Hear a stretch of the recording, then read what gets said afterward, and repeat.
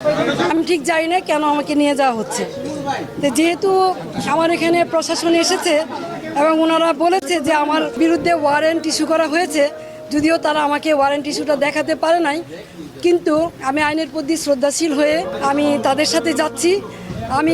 আমি দুঃখ প্রকাশ করছি যে তারা রাত্রেবেলা এসেছে, আমি রাত্রেবেলা বেরোতে চাই নাই, তারা সারা রাত আমার এখানে ছিল প্রশাসনের লোকজন।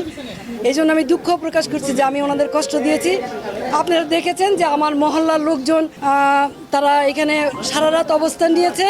আমি আমার এলাকাবাসীকে, মহল্লাবাসীকে ধন্যবাদ দিতে চাই তাদের এই ভালোবাসার কারণে, যে আপনারা কোনো শৃঙ্খলা আচরণ করেন নাই, শান্তভাবে। আমি আপনাদেরই সন্তান, আপনাদেরই মেয়ে, আপনারা আমার প্রতি যে শ্রদ্ধা, ভালোবাসা, সম্মান দেখিয়েছেন, আমি আজীবন আপনাদের এই ভালোবাসা, শ্রদ্ধা, সম্মান মনে রাখবো। আমার এলাকাবাসী জানেন যে আমি আলী আহমদ চুনকার সন্তান। আমার বাবা সাম্যের রাজনীতি করেছে, দলমতের ঊর্ধ্বে উঠে রাজনীতি করেছে।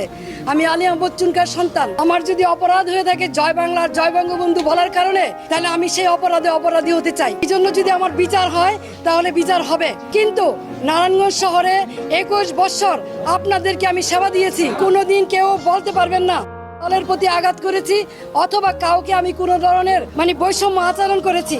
দলমতের ঊর্ধ্বে উঠে নিজের দলের ভিতরে থেকে তারপরও মানুষের কল্যাণে কাজ করার চেষ্টা করেছি। বিরোধ সত্য, মতভেদের সত্য।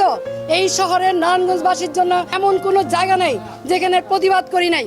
তৌকি হত্যা সহ সকল হত্যাকাণ্ডে যখন নারায়ণগঞ্জবাসী একদম চুপ ছিল, কেউ কোনো কথা বলে নাই, তখন আইবি আওয়াজ তুলেছে, এই শহরের মানুষকে কথা বলা শিখিয়েছে, অন্যায়ের বিরুদ্ধে প্রতিবাদ করা শিখিয়েছে। আজকে সেই আইবিকে কিসের জুলুমে, কিসের কারণে, কি কারণে গ্রেপ্তার করা হচ্ছে আমি ঠিক জানি না। কিন্তু যেহেতু আমাকে গ্রেপ্তার করা হচ্ছে, আমি নারায়ণগঞ্জবাসীর কাছে একটাই অনুরোধ করব, আপনারা যেভাবে আমার পাশে ছিলেন, আমার পরিবারের পাশে ছিলেন, আমার পাশে থাকবেন। আপনারা সকলেই জানেন 1 মাস হয়নি আমার ছোট ভাই, অত্যন্ত আদরের ছোট ভাই মোহাম্মদ আলী রাজা রিপনকে আমরা হারিয়েছি।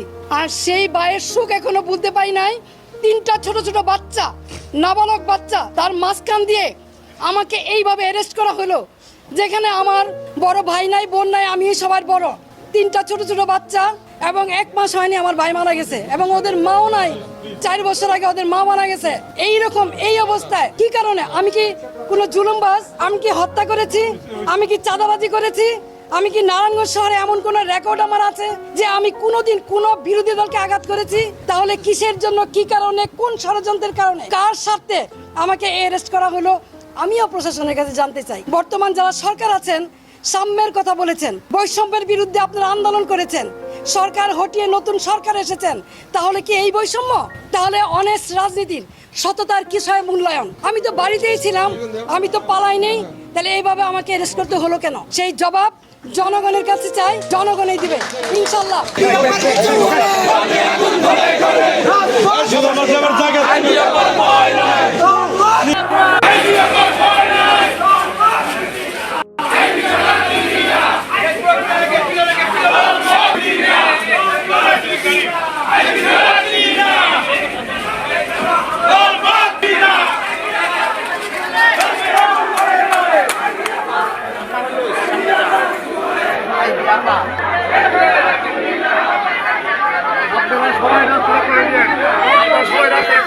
ASBD 24 সত্য প্রকাশে প্রতিশ্রুতিবদ্ধ।